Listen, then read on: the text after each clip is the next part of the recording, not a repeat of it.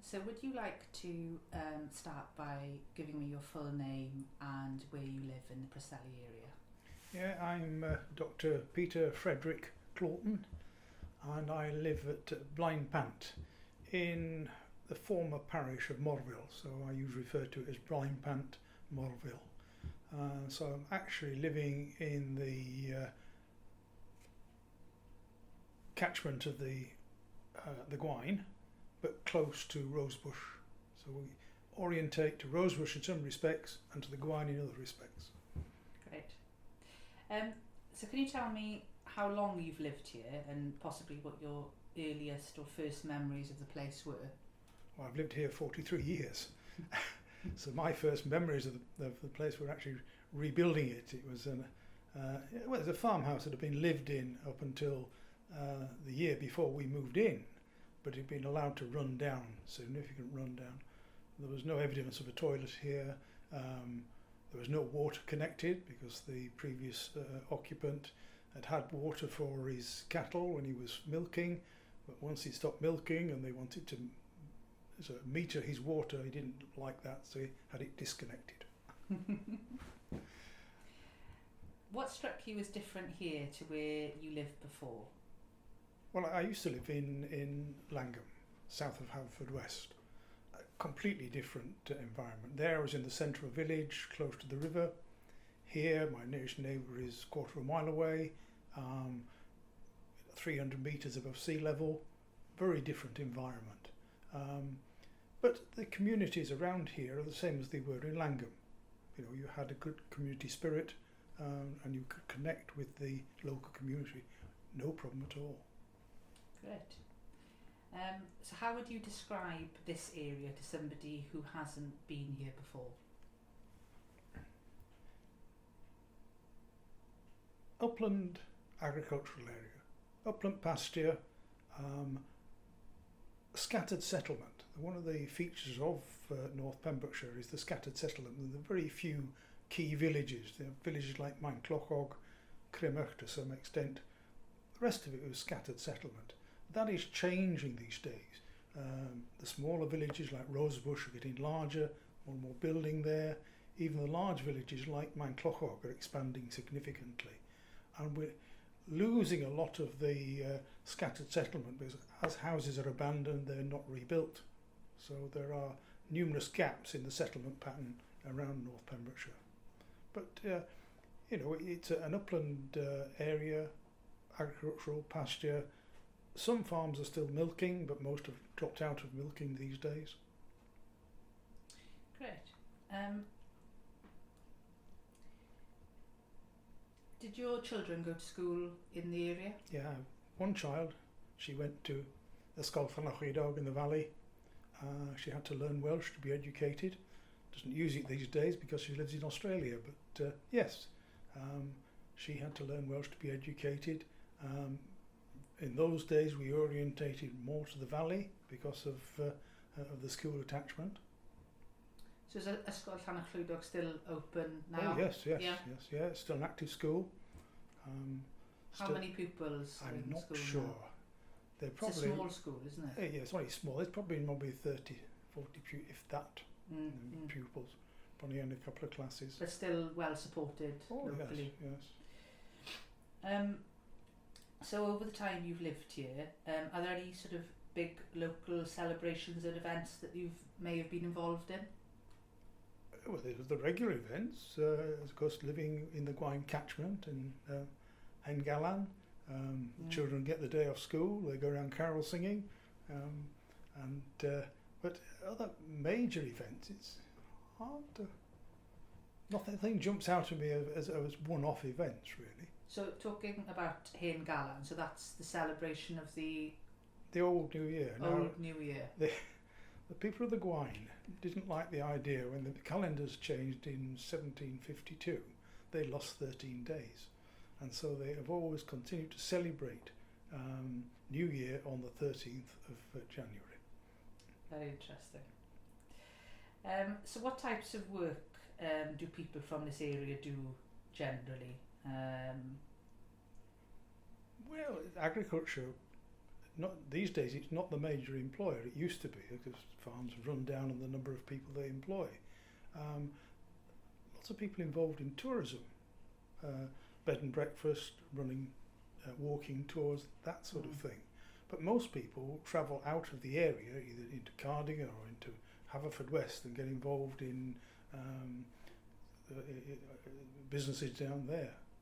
But more and more people these days, of course, working from home, so it's surprising the number of people. I came here originally with the Royal Air Force to Pembrokeshire in the early 1970s. But when I left the Royal Air Force in 1986, I was an electronic engineer. If I'd continued in that field, I would have ended up in the southeast of England working for a large airline. And I thought, no way, I'd rather stay in Pembrokeshire. So I set up a small business selling parts for Land Rovers, and then went and did postgraduate studies in economic history at the University of Exeter, and followed my interest in the history and archaeology of the extractive industries, mining and quarrying. So these days I still sell parts for Land Rovers, but I also do a lot of archaeological work, not necessarily locally. In fact, I was working on the gold mines in Romania up until just before COVID came along. So I do most of my work from home or in the field. Great. So what is social life and community life like in this area generally? Oh, it's a strong, social life. You know, in my case, I'm a director of Cymdoethas Taverns Inc., the community group that now owns Taverns Inc. in Rosebush. So I spend a lot of time there. Most of the social activities are linked around events in the community halls, either in Cloghton or over the other side of the hill in Brimberian. But there again, it's primarily based in pubs. Unfortunately, a number of those have closed. The Tufton has closed, the Drovers has closed. So we tend to orientate to those pubs that are still open, and I say primarily Taverns Inc. in Rosebush. So Taverns Inc. is a community-owned pub now? It is, yes. It was owned by one of the breweries up until about 1991, and they didn't want to rebuild it. It was in poor condition. It was bought by Brian Llewellyn from Penfro Forge, and he rebuilt it and put his daughter and son-in-law in to manage it. But when they wanted to retire, they couldn't sell the property because nobody could get a mortgage on a building which is a timber framed structure clad in corrugated galvanised iron. So the only way to save the site and not let it be lost as part of the cultural landscape was to form a shareholding society and buy the property, which is what we did. They've hundreds of shareholders now, locally, in Wales in general, and some overseas, all with an interest in Rosebush and Taverns Inc. So how many years has it been owned by the community now? We bought it in 2017. 2017? Yes. And is it quite a notable pub in the area? Oh yes, yeah. And many people from outside the area know about it. So, like this week, English half term, we get a lot of extra business, but people come to the area and orientate towards Taverns Inc. So popular with visitors and locals. What kind of sort of services and facilities, other than pubs, are common in the area? Well, we have a bus service. I must admit, I don't use it, but there is a bus service. It used to be a matter of catch the bus into Haverfordwest on a Tuesday, and if you went out on a Tuesday, you had to come back the following Tuesday or the following week. But now I think there's more flexibility in the bus services. We've got this local flexi-bus service, which I see a bus moving around here quite regularly, but I don't use it, I must admit. I tend to drive locally and then use the train for longer distances. What about sort of other businesses? You mentioned tourism, but are there any other sort of local businesses that are common in the area? Oh, plenty of small businesses. One of my neighbours sells and services quad bikes, that sort of thing. And we've now got a shop only about just over a quarter of a mile away at Shop Carla, based on their home production of meats. So like a farm shop? Farm then? shop, yeah. I'm a vegetarian, so I go there occasionally, but only for the cheese and the bread and odd things like that. Great.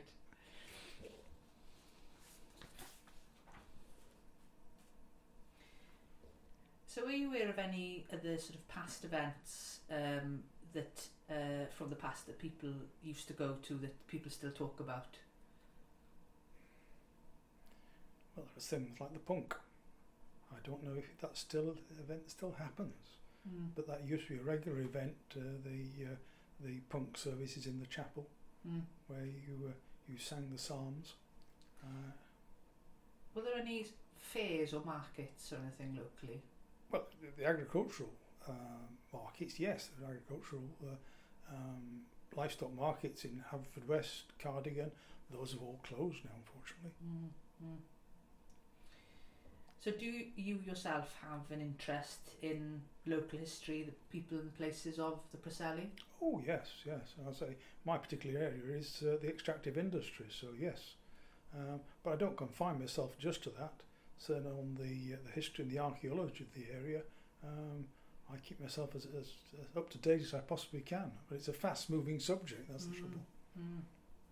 So what is it like to live here today, in present day? Oh, some people say, why do you live in the middle of nowhere? Well, it's relaxing, it's quiet. I can do what I want. I've often said to people, I could probably left off a nuclear explosion in the field and nobody would notice. So what kinds of activities, like social work or cultural, do you get involved in regularly, apart from the ones you've mentioned? Well, locally, music events, whatever is going on down in Theatre Mulden or Theatre Gwine, and events now based on the brewery the Bluestone Brewery down in Kilgwyn. There's always something to go to. In fact, I have a problem that there's conflicting interests on some nights. You've got to choose which you're going to do.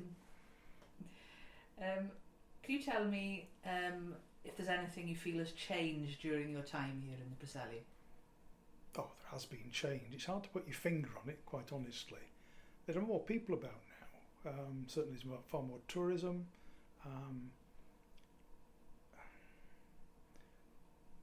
But in many ways there is a continuity.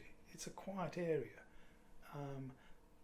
The traffic has never been a problem around here. One of the reasons I like living here, you don't have a problem of extensive traffic. There are more and more farm vehicles these days, but beyond that, it's much the same as it was 40 years ago. What about the population? Is that changed? You mentioned there's a lot. There's more people around. As I say, the more houses have been built in some of the villages like Rosebush and Claughton, so there are more people in the area. But the scattered settlement hasn't changed that much. Okay.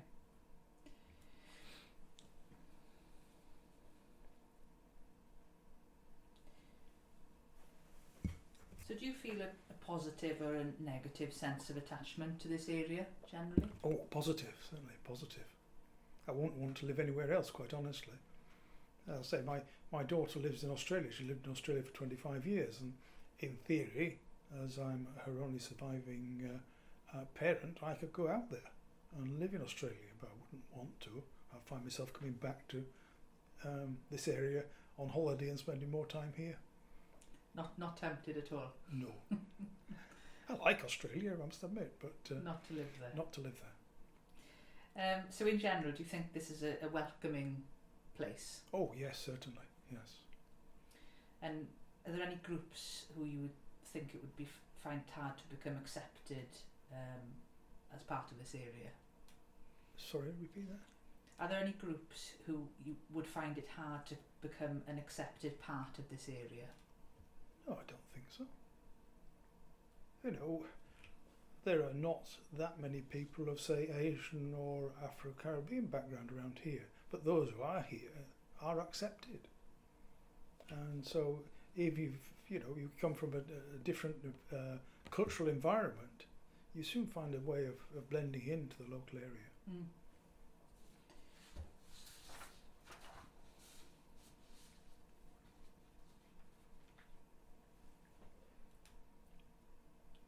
So what do you think it means to be from an upland area such as the Preselis?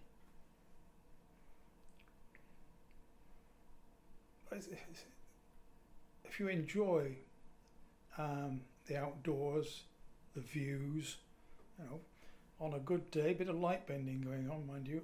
From here, I can see Mount Leinster in County Wexford. Mm. There's got to be a bit of a refraction going on, but every so often it'll stand out on the horizon quite clearly. And this, I've always, in relatively recent years, lived close to the sea. Mm. Don't actually go down to the sea that often, but I can see it from home. It's always there. And it's that upland views and the quietness of the area and the ability to just out on the tops onto the open ground, and you can walk for 15 miles without coming across a fence. Great. Do you think that there is then a kind of place identity across the Preselis area? Oh yes, Yeah. certainly, yes. As I say, people orientate towards Preselis, and it's a centralising feature. So if you talk to somebody from the Crimach end of Preselis, you're talking about the same sort of environment, the same sort of view of the place. And they would say, I'm from the Preselis area. Yes. Do you speak any Welsh at all, and what proportion or how many people locally do you think still speak Welsh? Tamad Bach. It's disgraceful, really. I say I've lived here for over 40 years. I've never managed to get myself fluent in Welsh. I have friends, obviously, who are fluent in Welsh, and they do try and talk to me in Welsh, but I get nowhere really. But around here, there's more and more, certainly the youngsters now speaking Welsh because they're taught Welsh in school. Mm.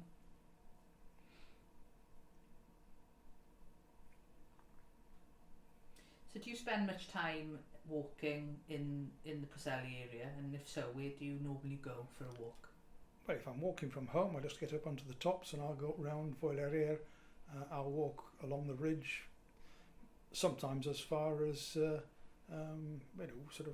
Canbicker and that area. Mm. But then at other times I'll drop down into the Gwaun and spend my time within the valley. It very often depends on the weather. If the sun's out, low sun in winter, you keep yourself on the top. It's rather than disappearing to the shadows in the Gwaun, where you get no sun on the south side of the Gwaun. Mm. It's quite a deep valley. It is a steeply sided valley. So can you describe for me what the landscape and the views look like from some of the higher tops of the Preselis? You mentioned that you can see some parts of Ireland. What are the other standout features? Oh, of course, what's standing out are the mountains in North Wales and the Llŷn Peninsula, particularly. Mm. You can see quite out to the end of the Llŷn Peninsula, but it requires a clear day. If there's any haze about, then you're limited to looking at the other hills in the area, across at Carningley, areas like that, and looking on the length of the hills towards the Black Mountains and that sort of area. Do you know much about the rock and soil types locally? Well, yeah, the rocks, yes, the igneous intrusions. I'm well aware of those, and I'm well aware that soil can be very variable, very, very sparse in some areas. But it's surprising that more and more of the upland areas have now been turned to grass where they were just rough pasture before. Mm. So is it sort of quite fertile land generally in the Preselis? In the valleys, yes, but not on the tops.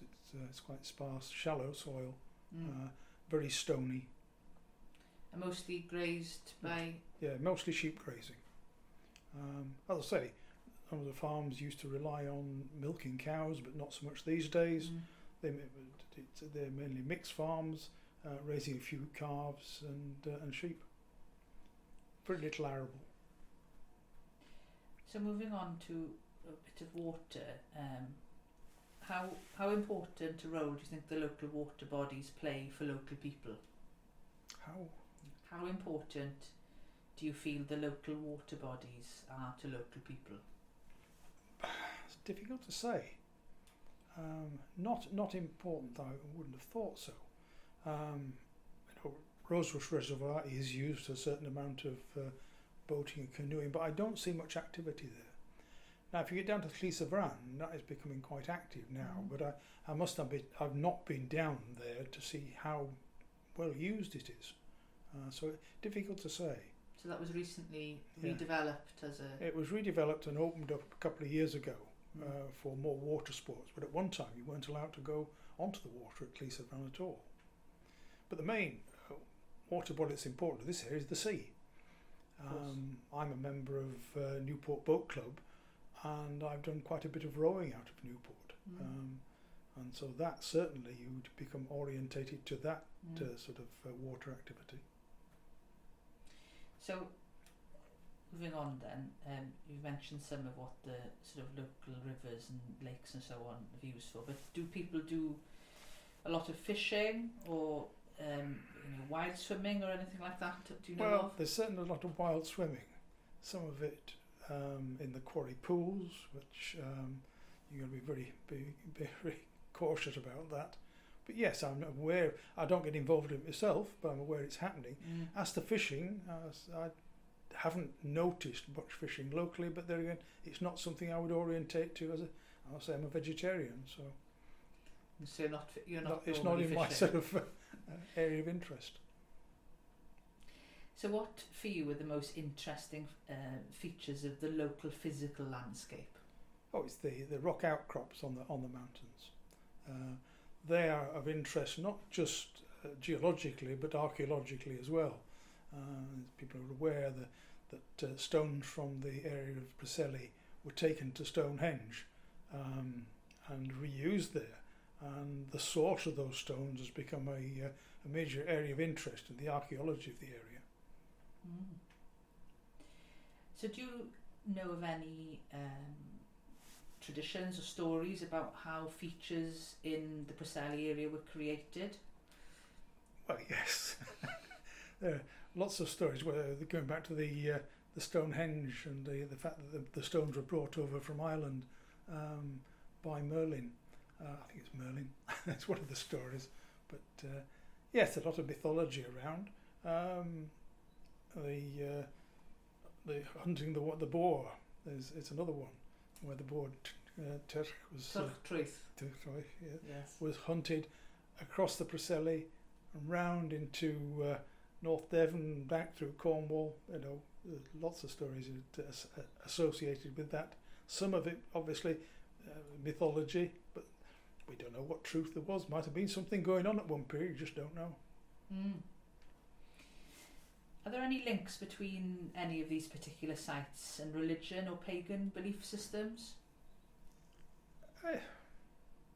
There are a lot of pagan links these days, but I think these have been created in recent years rather than being something that was carried on by tradition. But of course, if you go back to pre-Christian periods, to the Iron Age, the Bronze Age, you were looking at the local landscape as being part of your religion.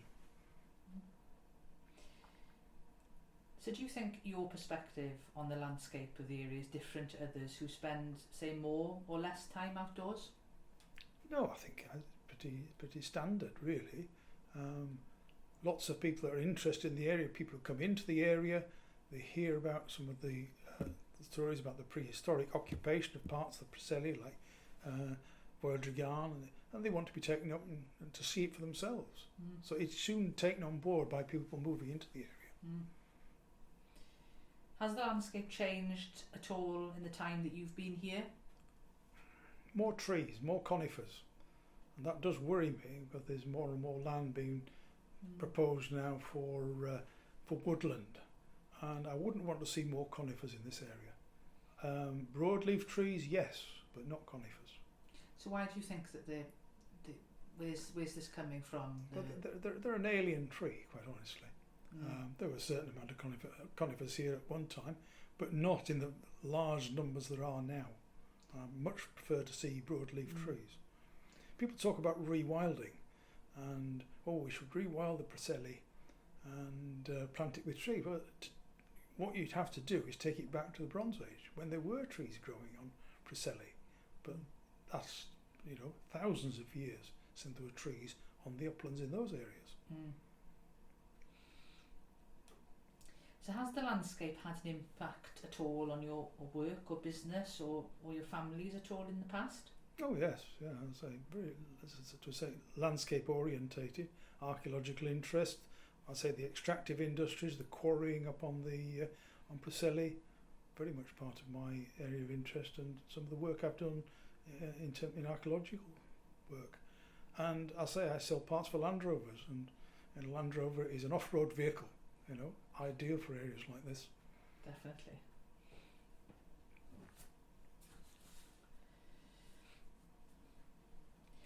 So how much do you know about the plants and animals that live in the Preselis area? Difficult. I recognise certain plants, certainly flowers, that define the year as it progresses. Snowdrop, primroses, and eventually some of the other hedgerow plants, which should definitely appear at certain periods. I know the primroses, my garden is rather unkempt, but one thing I do like is that half the grass in front of the house is covered in primroses in late spring. So do you have a favourite plant, tree or bird or anything like that from the area? A favourite would be the oaks, and some of the trees you don't see many of. I've got a couple of beech trees in the hedge, and I don't see many of those round up here. As to animals, I've wrens nesting in the garden. They are probably a favourite in that they're so delicate, and they keep coming there. For ever since I've been here, there've been wrens in the garden. Do you think there's changes to the patterns of the seasonality in the area at all? Not that I'm aware of. We get fluctuations, obviously. We probably don't get as much snow as we have in the past.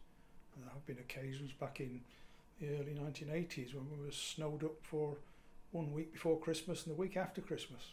The first lot took all the power lines down, so we'd no electricity. We had no water because there was no electricity to power the pumps down at Dublin. So has the weather patterns changed, do you think? Marginally, yes. I'd say there's not as much snow, but I'll say that, and tomorrow will be snowed in. So you never know. It can be very, very, very variable. Is foraging a local pastime in the area, do you think? I'm aware of it, but I don't engage in it, I must admit. Do you pick any blackberries? Oh, blackberries, yes. I know what I'm doing there, but it comes to things like mushrooms. I'm tempted, but then I say, no, I'm never too sure whether it's edible or not, so I'll leave well alone. So are there lots of people locally that do engage in? Oh, yeah, there are people there. I don't want to say a lot of people, but there are people engaged in foraging, yes.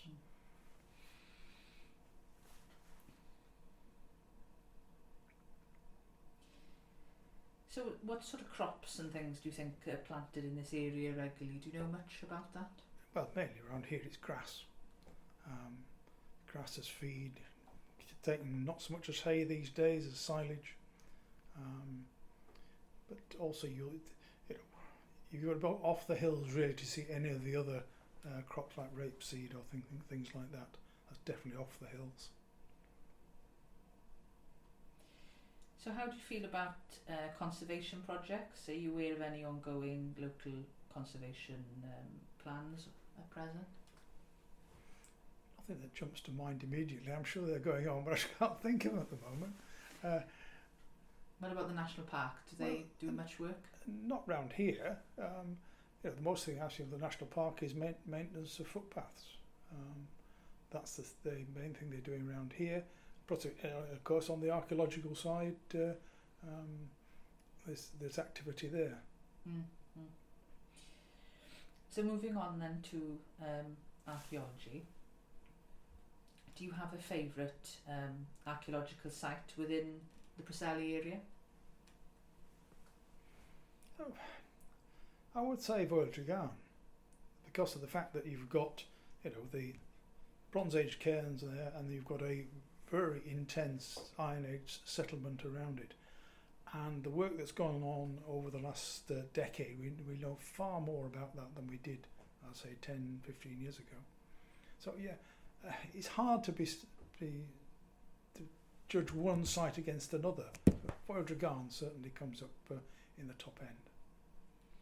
So are there any other ancient sites in the area, and what do you know about them? Oh, they're all around us. You've only got to go to the side, out towards, from here back towards the New Inn Crossroads, and you've got late Neolithic sites up on the hills, along between there and Vagogoch. You've got an abandoned medieval settlement. You'll find ridge and furrow plough marks up on the tops there.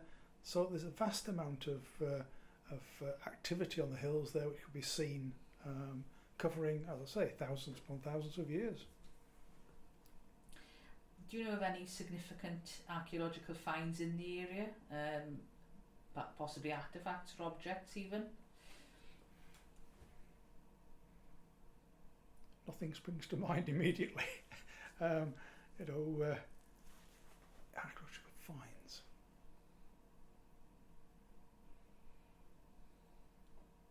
No, nothing springs to mind immediately. What connections are you aware of between this locality and the other side of the Irish Sea? Well, there are a lot of the activity has been related to the two ports, Fishguard and Rosslare. Obviously, the continued ferry backwards and forwards, and there's been more and more interest in connections across the sea. We had a number of mining projects which took advantage of cross-border EU funding to engage with mining in Mid Wales, this area, and across into Ireland. But they have faded away. Now we're losing the cross-border funding from the European Union, and what we see now with the ancient connections and the ports project and the Coastal Upland Heritage and Tourism project, it's really doing something, making best use of cross-border funding. And it'd be difficult to see how we get any continuity in the future without significant funding from both the Irish government and the Welsh government. Going back to folklore then, are there any other specific sites in the Preselis area, archaeological sites, that have got folklore associated with them? I can't think of anything specific, no. I'd have to look that one up, quite honestly. I think the others I've spoken to have mentioned a lot of fairies, the Tylwyth Teg, I think. Well, we've had stories about fairies around here. There's a Dickie Harris lived down towards Puncheston. He had some real tales about fairies and activity in the fields there, but whether he actually saw anything and whether he was totally sober when he saw them, I'm not too sure. But you haven't seen them yet? I've never seen them. I don't think I ever will. I think you have to be a certain state of mind to see those.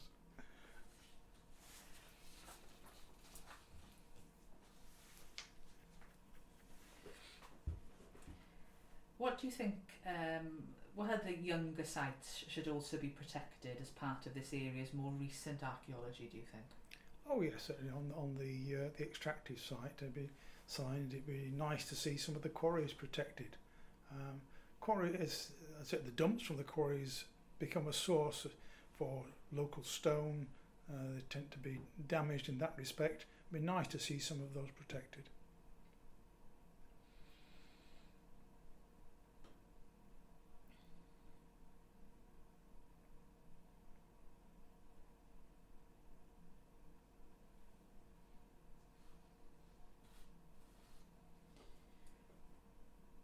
So if you had to pick one thing in the Preselis area to show to a visiting friend, what would it be and why?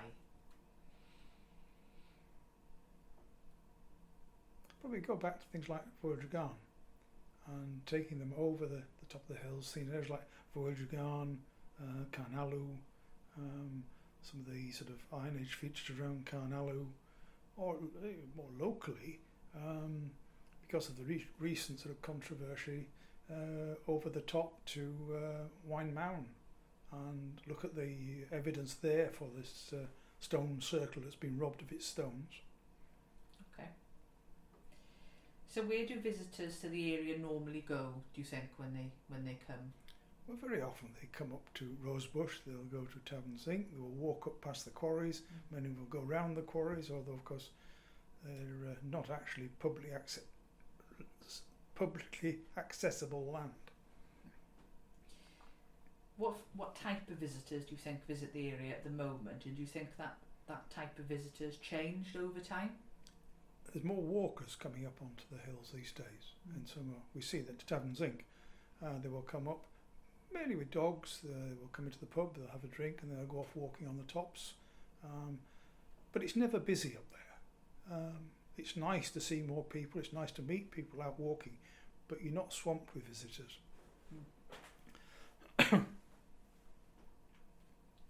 Who would you describe as the ideal sort of visitor to the area? It's somebody who's going to use the landscape, as walkers particularly, cyclists, off-road cyclists particularly, as long as they stick to the excuse me. Yeah, cyclists, off-road cycling, mountain biking, as long as they stick to the bridleways and don't go taking their bikes across areas they shouldn't do. Some of the footpaths are not designed for cycles, but you do find people cycling literally across the top of the hills, which they're not supposed to do. What are the biggest challenges do you think this area faces from increased tourism? I think really the challenge is the lack of tourists. We could accommodate more. We're not pushed to the extreme. We've not got to the point where we're having to restrict numbers. It'd be nice to see more people coming up here, using local facilities, using local bed and breakfast, using local cafes and restaurants, bringing income into the area. And I'll say there are people up here with small businesses taking tourists out, and that sort of thing that can be encouraged, where they provide transport from one end of the walk and at the other end, so that we don't have large numbers of cars about, and people making good use of the local bus service. Although I say I don't necessarily use it myself, but it's something that tourists could make good use of.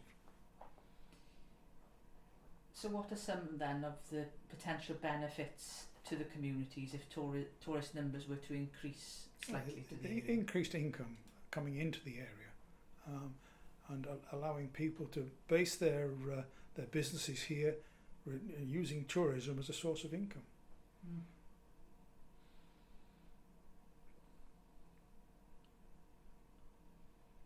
What is the best thing about living here, do you feel?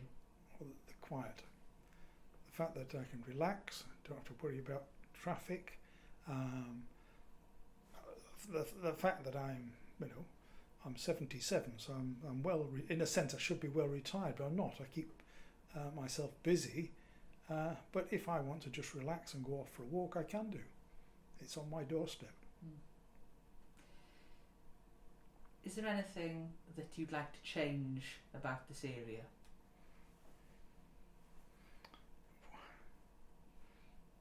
Difficult one, that. Reopen some of the pubs, ones that closed, but for that you need, some of the pubs were there mainly for the benefit of the small number of people who lived around them. Very difficult to reopen things in current economic conditions. Are there any other pubs that are hoping to do the same as Tavern Zinc?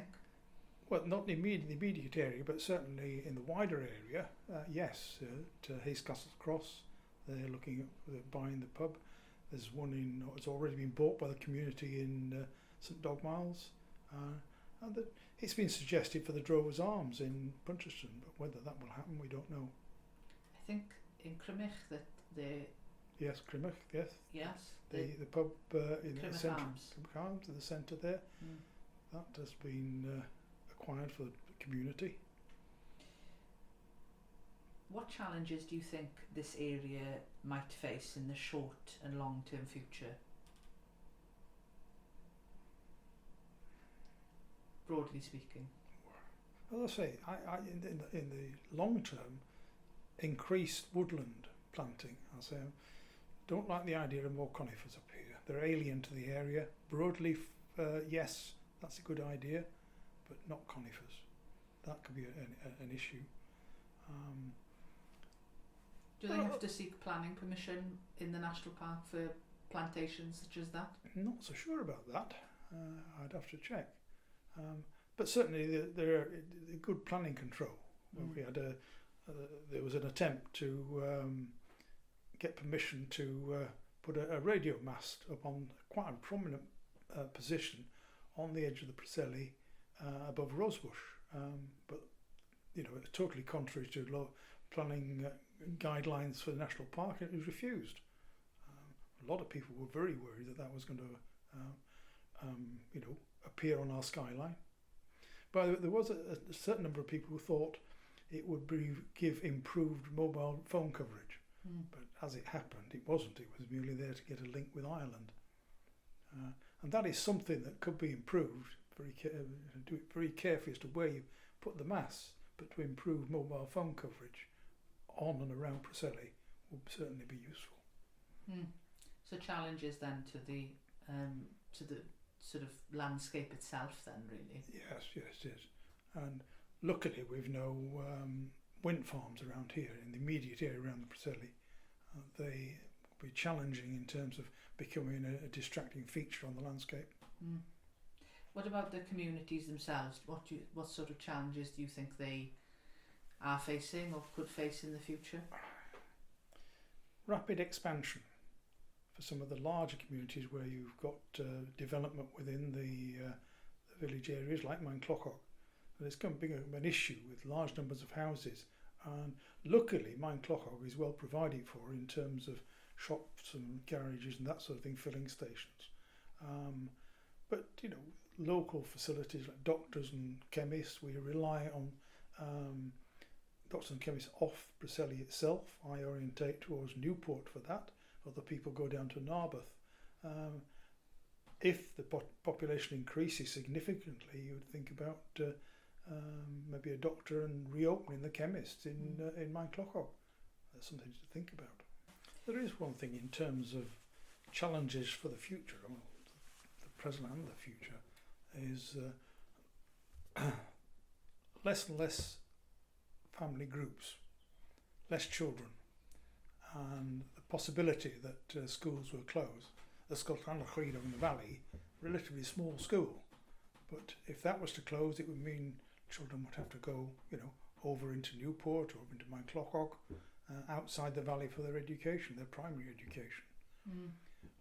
Unfortunately, there's more and more houses being bought up by older couples, no children.